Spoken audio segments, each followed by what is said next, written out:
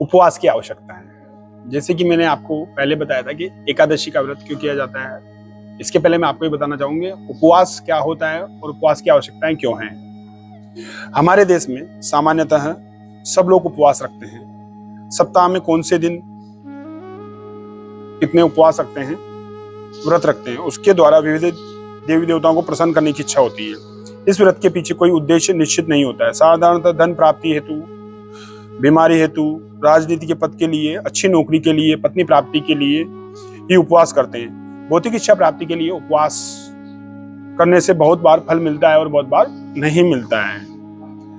मेरा ऐसा मानना है कि भगवान श्री कृष्ण की एकादशी का व्रत करने से समस्त फल आपको मिल जाते हैं, चाहे आप अन्य व्रत करें या ना करें। मैं इसी व्रत को करने से कोई मना नहीं कर रहा हूं, लेकिन मैं एकादशी के व्रत पर आपको अधिक जोर दे रहा हूं, क्योंकि एकादशी का व्रत एक ऐसा व्रत है जिससे हमें समस्त पापों को काटकर हमें समस्त फलों की प्राप्ति होती है। अब जैसे कि मैंने आपको बताया था कि मैं आपको एकादशियों के नाम बताऊंगा।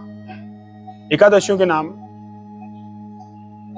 इस प्रकार हैं, जैसे कि मैंने आपको बताया था कि पूरे वर्ष में 26 एकादशियां होती हैं, तो उन एकादशियों को मैं आपको, हर एक एकादशी का व्रत का नियम अलग है, पारण अलग है, उसका समय अलग होता है। इसको पंचांग में देखकर या आप किसी अच्छे योग्य पंडित से पूछकर इसे आप पता कर सकते हैं। लेकिन मैं आज आपको एकादशियों के नाम बता देता हूं और उनके बारे में छोटी छोटी जानकारियां बता देता हूं। बाकी मैं किसी प्रकार से अगर आपको कोई जानकारी चाहिए, व्रत कैसे किया जाता है, किस व्रत को करने से क्या होता है, किस उद्देश्य की प्राप्ति होती है, तो उनकी जानकारियां भी हम आपको आगे वीडियो में देंगे। लेकिन प्रथम मैं आपको जो हमारी एकादशियां हैं उनके नाम बताने जा रहा हूं, तो आप कृपया करके उनके नाम सुनिए।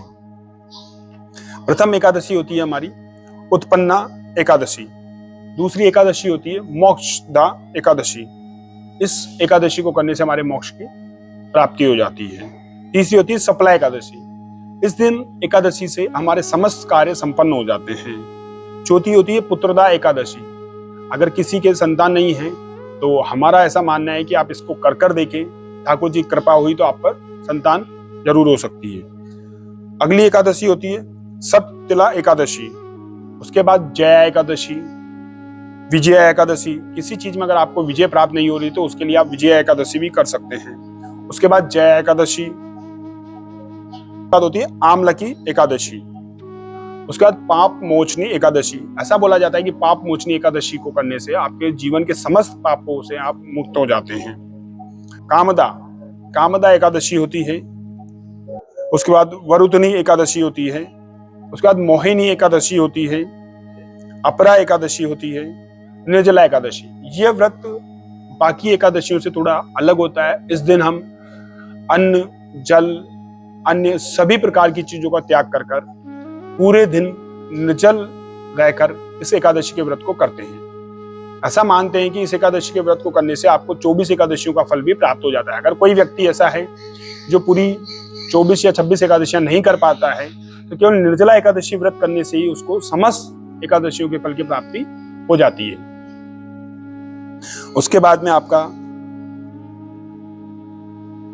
योगिनी एकादशी आती है, शयन एकादशी आती है, कामिका एकादशी आती है, पवित्रता एकादशी आती है, अन्नदा एकादशी आती है, पार्श्व एकादशी आती है, इंद्रा एकादशी आती है, पाषाण कुश एकादशी आती है, रमा एकादशी आती है, उत्थान एकादशी आती है, पद्मिनी एकादशी आती है और परम एकादशी आती है। इस प्रकार आपकी ये संपूर्ण एकादशियां हुई। हर एक एकादशी व्रत को हमें करना चाहिए, उसको नियम से करना चाहिए, उसका पारण समय से करना चाहिए, जिससे कि हमें हमारे जीवन के समस्त लक्ष्य की प्राप्ति हो। और वर्तमान में आप देख रहे हैं कि जीवन में हर व्यक्ति के भटकाव बहुत है। हमें भटकावों से अपने आप को रोकने के लिए, अपने आप को जीवन में स्थिर करने के लिए एकादशी व्रत का पालन अवश्य करना चाहिए। धन्यवाद। श्री राधे।